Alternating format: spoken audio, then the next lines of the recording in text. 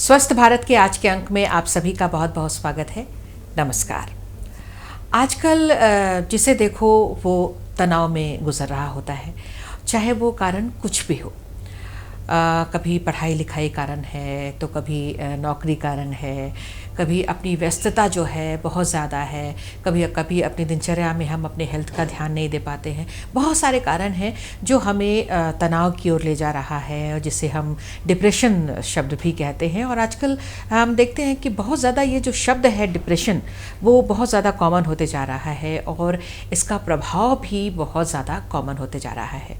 तो आज हम कोशिश करेंगे कि ये डिप्रेशन क्या है, कैसे ये होता है और इसके चलते क्या क्या परेशानियां होती हैं, कैसे हम इससे मुक्त हो सकते हैं, हमें क्या क्या करना चाहिए। ये तमाम बातें जो बहुत ही महत्वपूर्ण हैं हम सब के लिए, आज हम कोशिश करेंगे अपने कार्यक्रम के माध्यम से आप तक की सारी जानकारियां पहुंचाने की। और आपको बता दें, आज विशेषज्ञ के रूप में हमने अपने स्टूडियो में आमंत्रित किया है। हमारे साथ हैं डॉक्टर सुबोध कुमार, जो कि मनोचिकित्सक हैं, कंसल्टेंट रांची में। डॉक्टर साहब, आपका बहुत बहुत स्वागत है हमारे कार्यक्रम में। नमस्कार। धन्यवाद। नमस्कार।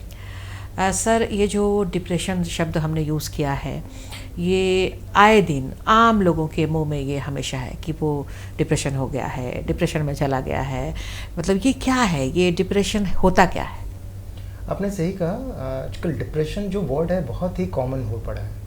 एक्चुअली इसको हिंदी में हम लोग अवसाद कहते हैं, लेकिन इसकी अवसाद जो है वो वर्ड बहुत कम लोगों को पता है कि ये अवसाद है। लेकिन डिप्रेशन जो है काफ़ी है।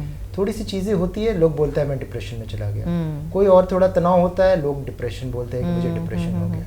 लेकिन एक्चुअली डिप्रेशन क्या है कि डिप्रेशन को हम लोग एक सिंड्रोम मानते हैं। डिप्रेशन का एक डिसऑर्डर कहा जाता है, और सिंड्रोम जो होता है वो सबसेट्स ऑफ सिम्टम्स होते हैं। अगर ये सिम्टम्स अगर ज़्यादा है जी, और वो हमारा जो डायग्नोस्टिक क्राइटेरिया है उसमें अगर फुलफिल करता है, तब हम लोग उसको डिप्रेशन डिसऑर्डर कहते हैं, डिप्रेसिव डिसऑर्डर कहते हैं। अदरवाइज अगर कुछ सिम्टम्स अगर हमको मिलते हैं तो वो सिर्फ और सिर्फ डिप्रेशन ही कहलाता है कि डिप्रेशन के सिम्टम्स हैं, और ये पूरी तरह से डिप्रेशन डिसऑर्डर को क्वालिफाई नहीं करता है। जी बिल्कुल।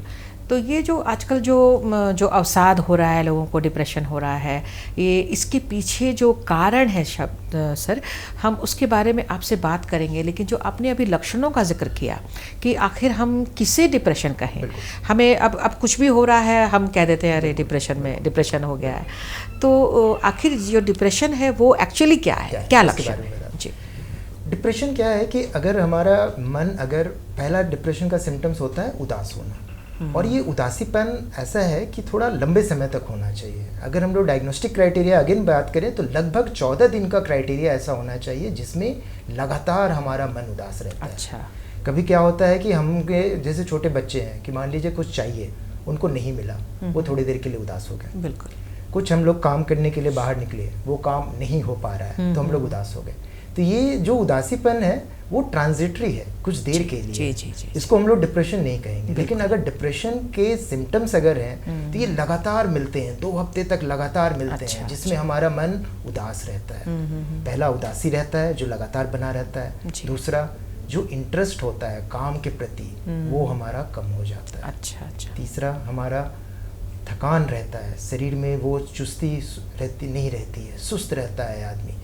ये 3 कोर सिम्टम्स हैं डिप्रेशन के, जिसमें मन उदास रहना, काम में मन नहीं लगना और शरीर को सुस्त रहना। इसके अलावा और भी जो सिम्टम्स हैं, जो डिप्रेशन के सिम्टम्स, इसके अलावा ये कोर सिम्टम्स हो गए, इसके अलावा भी जो साथ इसके हो सकते हैं वो उसमें जैसे हो गया कि हम लोग को एक्टिविटीज़ जो होता है वो कम हो गया, या एक्टिविटीज़ कभी कभी किसी से एक और डिप्रेशन में ज़्यादा बढ़ जाता है, लेकिन अधिकतर एक्टिविटीज़ कम हो जाता है। नींद की समस्या हो जाती है। ये समस्या दोनों हो सकती है, या तो नींद बढ़ जाती है या तो नींद नहीं आती है। अच्छा। दूसरा कंसंट्रेशन और अटेंशन, ये 2 वर्ड है, इसकी कमी हो जाती है। कोई भी चीज़ में कंसंट्रेट नहीं कर पा रहे हैं, अटेंशन नहीं दे पा रहे हैं। वो काम जो हम लोग को बहुत खुशी देता था, जिससे हम लोग बहुत अच्छा महसूस करते थे, अब वो भी काम में खुशी नहीं मिलती है, बोझिल लगने लगता है। ये भी सिम्टम्स आने लगते हैं। और अगर बहुत ही गंभीर डिप्रेशन के सिम्टम्स हैं तो उसमें आत्महत्या जैसे विचार आने लगते हैं, सुसाइडिलिटी नेगेटिविटी आ जाती है, नेगेटिविटी आने लगती है, सुसाइडिलिटी, गिल्ट का अनुभव होने लगता है कि कोई काम किया है, ये खराब हो गया, ये मेरे कारण ही खराब हुआ, हम ही इसके लिए जिम्मेदार हैं। तो इस तरह के गिल्ट की भी भावनाएं आने लगती है। और आदमी का ये रहता है कि अपने आप का जो कॉन्फिडेंस है वो कम हो जाता है, अपने आप को असहाय महसूस करने लगते हैं, और अपना फ्यूचर के बारे में भी लगता है कि बहुत नेगेटिव है, क्या होगा दुनिया में, क्या होगा, इस तरह के सिम्टम्स आने लगते हैं। अगर इस तरह के सिम्टम्स हैं जिसमें हम लोग को बहुत नेगेटिविटी है, अपने में कॉन्फिडेंस की कमी है, तो बहुत ही सीवियर ग्रेड का डिप्रेशन है। जी। और इसमें नींद में भी क्या होता है कि नींद तो आती है, नहीं आती है दोनों। सुबह सुबह भी जब आदमी उठता है तो बहुत ही बोझिल टाइप का लगता है, दिन कैसे गुजरेगा, कैसे हमारा समय होगा, कैसे हम समय काट पाएंगे, इस तरह की भी चीज़ें रहती है।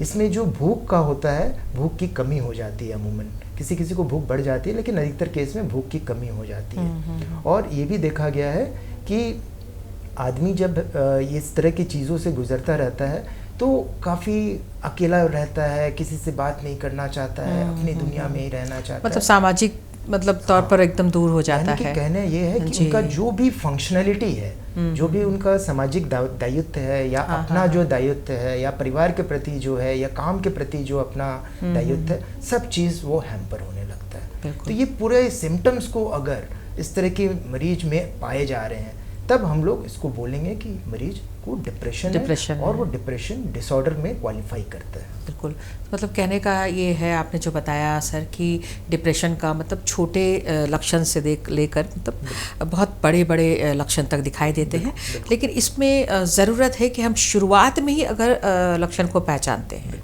अगर हम पहचान पाएँ तो हम शायद जो बढ़ती हुई समस्या है, जो लास्टली जो आत्महत्या वगैरह में ये समाप्ति होती है इसकी, उसको हम रोक पाएंगे। बिल्कुल। तो इस पर भी हम सर चर्चा करेंगे। लेकिन आम तौर पर ये जो डिप्रेशन है, क्या ये सही है कि आज के समय में इसकी समस्या बढ़ रही है, और अगर बढ़ रही है तो इसके क्या कारण है? देखिए, आजकल के समय जो दौर है वो काफ़ी फास्ट है। अगर हम लोग शहरी क्षेत्र का देखें तो काफ़ी फास्ट है, और इस तरह से अगर गांव के भी क्षेत्र में देखें तो वो लोग को भी अपने एक्सपेक्टेशन काफ़ी ज़्यादा है। पहले शहर की बात करते हैं, फिर गांव की बात करते हैं। शहरी क्षेत्र में क्या है कि आदमी का जो जॉब है, जिस तरह का जॉब प्रोफाइल है, काम है, जिस तरह का लोगों को जाना, जिस तरह का जॉब से एक्सपेक्टेशंस, और जिस तरह से असाइनमेंट या बहुत सारी चीज़ें जो उनको दे दी जाती है, और आदमी को बहुत प्रेशर रहता है, कम्पिटिटिव वर्ल्ड है, उसमें कम्पीट करना है, आना जाना, घर का, ये सभी तरह की चीज़ों में आदमी शहरी क्षेत्र में उलझा हुआ रहता है। अपने परिवार को लेके, अपना काम के क्षेत्र में लेके, अपने अलग अलग दायित्व को लेके, काफ़ी तरह से चीज़ों में वो उलझा हुआ रहता है। इनफैक्ट ये रहता है कि आदमी अगर अपने जॉब के लिए भी जाता है तो रास्ते में भी वो परेशान रहता है, गाड़ी चला रहा है उसमें परेशानी, ट्रैफिक उसका परेशानी, इसका ये सभी तरह की चीज़ों में वो उलझा हुआ रहता है। तो अगर हम लोग डिप्रेशन की बात हम लोग समझें तो इसको, और गांव के क्षेत्रों में बताना चाहेंगे कि गांव में भी आजकल जो एग्रीकल्चर वाला चीज़ है, और लोगों का जो एक्सपेक्टेशन है कि उसमें पूंजी लगाया वो निकल नहीं रहा है, और भी बहुत तरह की चीज़ें हैं, जैसे उनका ज़मीन जायदाद का मामला हो गया, और भी गांव के जो परिभाषा में उनके पृष्ठभूमि में जो चीज़ें हैं, उनके कारण से वो लोग को भी डिप्रेशन के सिम्टम्स होते हैं। अच्छा। तो एक्चुअली अगर देखा जाए तो डिप्रेशन के सिम्टम्स होने के जो कारण होते हैं वो 3 तरह की चीज़ें होती हैं। एक बायोलॉजिकल होता है, बायोलॉजिकल को ये कहें कि हमारे अंदर वो जीन मौजूद है, जेनेटिकली हम लोग उसमें प्रेडिस्पोज जल्दी उसकी चपेट में हम आ जाते हैं, क्योंकि हमारे जो जनरेशन थे उनके भी इस तरह के सिम्टम्स थे, तो वो जीन हमारे अंदर आई हुई है। लेकिन एक बात यहाँ साफ करना चाहेंगे कि सिर्फ जीन बॉडी में रहने से आदमी डिप्रेशन नहीं हो जाता है। हमारा जो एक बायोसाइकोसोशल थ्योरी है, जिसमें बायोलॉजिकल भी है, साइकोलॉजिकल भी है, और सोशल भी है। ये तीनों थ्योरी जो है, वो एक थ्योरी जो है वो तीनों मिला के डिप्रेशन कराता है। अगर हमारे अंदर जेनेटिक अगर चीज़ है, लेकिन अगर हमारा सोच ठीक है और हमारे अगर एनवायरनमेंट ठीक है, तब हमको डिप्रेशन नहीं होगा। बिल्कुल। तो पहला एक जेनेटिक हो गया, दूसरा हो गया साइकोलॉजिकल, कि आदमी सोचता क्या है, कैसे सोचता है, अपनी चीज़ों को कैसे हैंडल कर पाता है, अपने स्ट्रेस को कैसे काबू कर पा रहा है, और अपने जो भी प्रॉब्लम्स हैं या जो भी चीज़ है अपने मन में कैसे सोचता है। एक एग्जांपल देना चाहेंगे कि जैसे मान लीजिए कि कोई आदमी का एक कुछ लॉस हो गया जी, तो एक आदमी जो है उसको बहुत अच्छे से उस चीज़ को अडेप्ट कर लिया, ठीक है लॉस है इसको इग्नोर कर दिया, या उसको बहुत अच्छे से भरपाई कर लिया कि ठीक है होता है, लाइफ है, ऐसा है, तो यानी कि उसके डिफेंस सिस्टम बहुत स्ट्रांग है जिसके कारण से उसको ये डिप्रेशन के सिम्टम्स नहीं हुए। वही लॉस अगर किसी और आदमी को होता है और उसके डिफेंस सिस्टम नहीं स्ट्रांग है तो वो फिर डिप्रेशन के सिम्टम्स में चला जाता है। और तीसरा जो हो गया साइकोलॉजिकल के अलावा सोशल हो गया।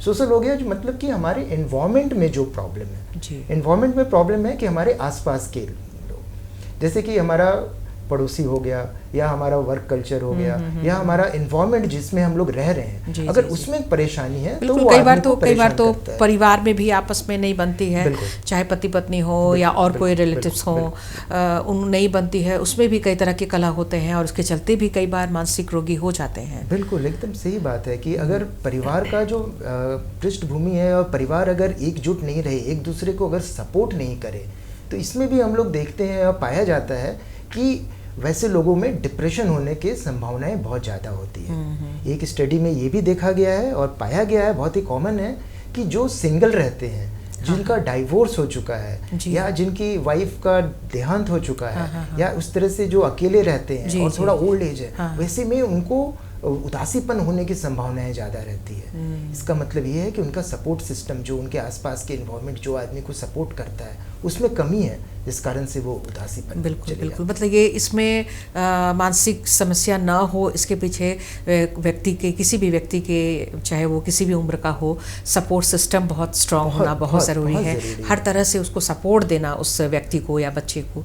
बच्चे की बात आई है सर, तो आजकल तो छोटे छोटे बच्चे भी आत्महत्या करने लगे हैं। युवाओं की तो खैर बात ही नहीं करनी है, तुरंत में उनको जल्दी कुछ चाहिए, तुरंत में डिप्रेशन, फ्रस्ट्रेशन, ये सब चीज़ें होती हैं सर। तो क्या आप उनको सलाह देना चाहेंगे? हाँ, आजकल हम लोग देखते हैं कि जैसा एज रहता है उसी हिसाब से उनके प्रॉब्लम्स रहते हैं। जी। अगर मान लीजिए कोई एडोलेसेंट है या कोई छोटा बच्चा है, तो उनका जो प्रॉब्लम अगर देखा जाए तो वो पढ़ाई से रिलेटेड है। हाँ। या उनका जो प्रॉब्लम है वो क्लास के बाकी बच्चों से रिलेटेड है, टीचर से रिलेटेड है, या माँ बाप का एक्सपेक्टेशन से रिलेटेड है, या अपनी कोई ऐसी चाहत है जो उस उम्र में बना रखी है, उससे वो परेशान है, उस तरह की चीज़ें हैं।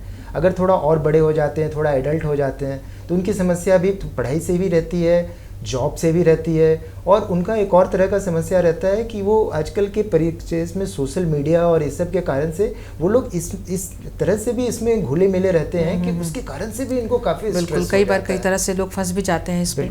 कई बार लव एंगल्स होते हैं। बिल्कुल वो जो लव एंगल का है कि ये ब्रोकन लव अफेयर वाला जो चीज़ है कि बच्चे उस तरह की चीज़ों में चले जाते हैं, उनको तो एंट्री अपने आप हो जाता है लेकिन एग्जिट नहीं समझ में आता है। जब इस तरह की चीज़ों में पड़ जाते हैं, फंस जाते हैं, जब उनके साथ मन ब्रेक हो जाता है और काफी तनाव में चले जाते हैं, मतलब किसी तरह की घटना घटित हो जाती है जो उनके लायक मन लायक नहीं होती है, तब वो परेशानी में आते हैं और तब वो हम लोग के पास आते हैं कि डॉक्टर साहब आप मेरा मदद करिए और ये करिए। तब उनको बहुत तरीके की बातों को हम लोग बताते हैं और इस तरह से उनको हम लोग मदद करने का कोशिश करते हैं ताकि वो फिर से वो अपने मुख्य धारा में, अपने काम के, अपने परिवार में वो वापस लौट सके और बिल्कुल ठीक हो सके। बिल्कुल।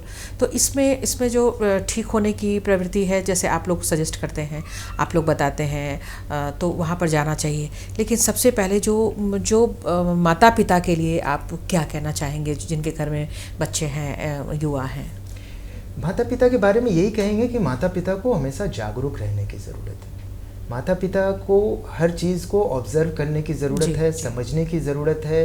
बच्चे क्या कर रहे हैं, क्या नहीं कर रहे हैं, बच्चों को क्या करना चाहिए, बच्चे क्या अभी नहीं करना चाहिए, सभी तरह की चीज़ों की जानकारी होनी चाहिए। और बच्चे जब बड़े हो रहे हैं तो माता पिता का जो उनका है एक फ्रेंड की तरह उनसे ये होना चाहिए, ना कि एक पेरेंटिंग होना चाहिए, बहुत ही स्ट्रिक्ट पेरेंटिंग की उनको बातों को समझाए या इस करे, उस तरह की चीज़ें नहीं रहनी चाहिए। ऐसे रहना चाहिए कि बहुत ही फ्रेंडली वे में वो बच्चे को बच्चे से घुल मिल जाए, तभी उनकी मन की बात को वो लोग समझ सकते हैं और उनके प्रॉब्लम को बहुत अच्छे से एनालाइज करके घर में ही इसका सॉल्यूशन निकाल सकते हैं। बिल्कुल, ये बहुत ज़रूरी है कि घर में भी हम दोस्ताना व्यवहार रखें। बहुत ही स्ट्रिक्टनेस भी कभी कभी बहुत ज़्यादा हानि कर देती है, या बच्चों को माता पिता से भी दूर करने लगती है इस तरह की बातें।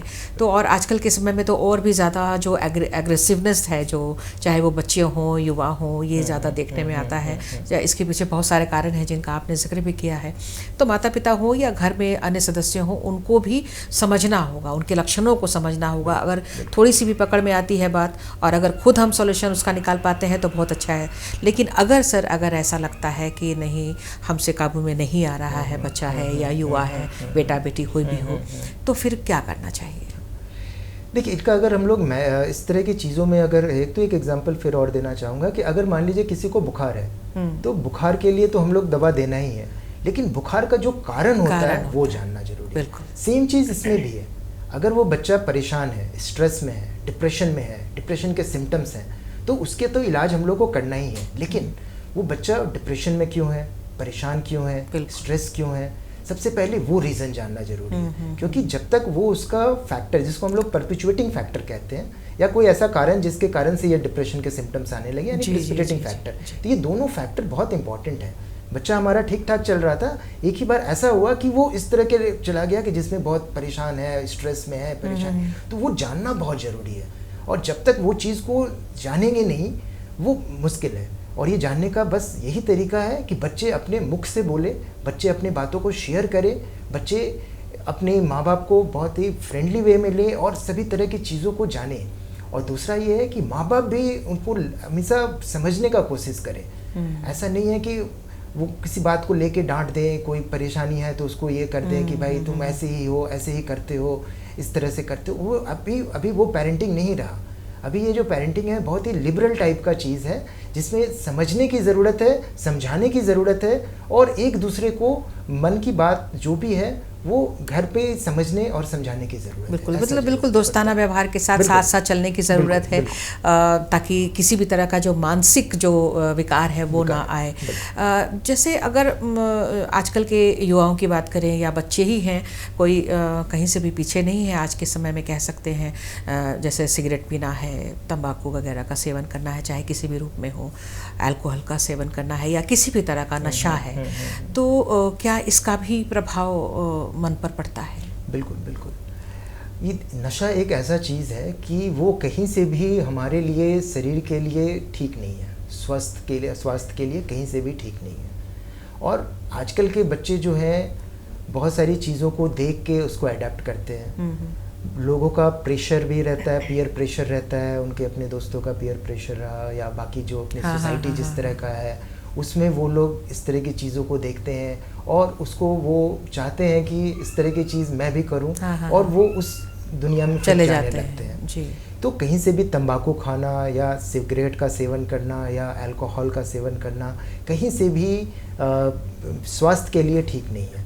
दूसरा एक और चीज़ हम लोग में ये देखा जाता है कि बहुत सारे जो हमारे मरीज आते हैं वो जानबूझ के इस तरह की चीज़ें करते हैं, उसको as a medicinal purpose use करते हैं। अच्छा। कि अल्कोहल लेंगे तो उससे नींद हो जाएगी, मन थोड़ा ठीक रहेगा, लेकिन ओवरऑल कहीं से भी उनको ये चीज़ से मुक्ति नहीं मिलती है। अल्कोहल कहीं से ये थोड़ी देर के लिए हो सकता है उनको आराम मिल जाए, लेकिन वो कहीं से मेडिसिनल पर्पस का काम नहीं करता है। इनका जो इन्फॉर्मेशन है जहाँ से या कोई किसी ने बताया इस तरह का, बिल्कुल गलत बात है। इस तरह की चीज़ों में कहीं नहीं पड़ना है। और ये भी देखा गया है कि जो नशा के आदी हो चुके हैं, ये हो गए, उनमें भी बहुत सारे मानसिक रोग होने की संभावनाएं रहती है और उनमें भी डिप्रेशन होने की संभावनाएं ज़्यादा रहती है। बिल्कुल, कहने का मतलब है कि नशा का पान चाहे वो किसी भी रूप में अगर किया जाए तो ये अंततः मानसिक रूप से इसका मतलब विपरीत प्रभाव पड़ता है। तो समय सर थोड़ा सा ही अब हमारे पास बचा है, एक बात और इलाज की हम करना चाहेंगे कि जैसे अगर हम जाते हैं हॉस्पिटल में चिकित्सक के पास, वो वहाँ पर किस तरह का इलाज होता है, और अगर कोई युवा या बच्चा खुद से कहना चाहे लेकिन घर में नहीं कह पा रहा है तो क्या कहाँ कह सकता है? इसके लिए तो बहुत सारे हेल्पलाइन नंबर भी जगह पर है। हमारे मानसिक अस्पताल है, वहाँ पे हेल्पलाइन नंबर भी दिया गया है, जो अपनी बातें रख सकते हैं। और कैसे छोड़ सकते हैं, ये भी सवाल होता है। जी, पर्सनल वे में अपनी बातें रख सकते हैं। दूसरा कि जब भी इस तरह के सिम्टम्स आए तो जो मरीज हैं जिनको क्योंकि डिप्रेशन में लोगों को पता रहता है कि मैं उदास हूँ, मेरे को परेशानी है, मेरे को तकलीफ है, वो जाके अपनी बातों को बता सकते हैं जी। या तो उनके माँ बाप के साथ जाएं या अकेले जाएं, लेकिन ज़रूर से ज़रूर जाके मनोचिकित्सक से सलाह लें, अपनी बातें करें, अपनी बातें रखें और वहाँ से मदद लेने का उपाय करें।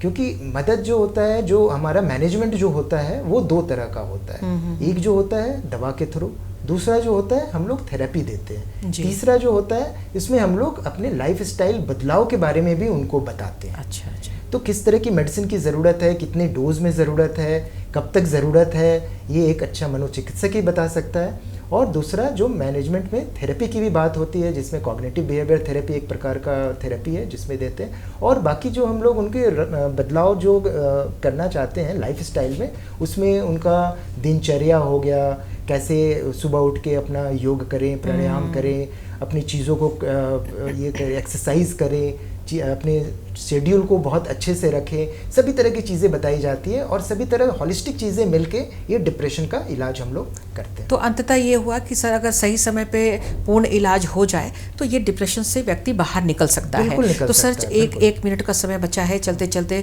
कुछ आप संदेश अगर लोगों को देना चाहें। संदेश यही देना चाहेंगे कि जब भी आपको इस तरह की दिक्कत हो, महसूस हो, आप सिर्फ कमरे में मत बैठे, अपने आप में मत रहें, बाहर निकलें।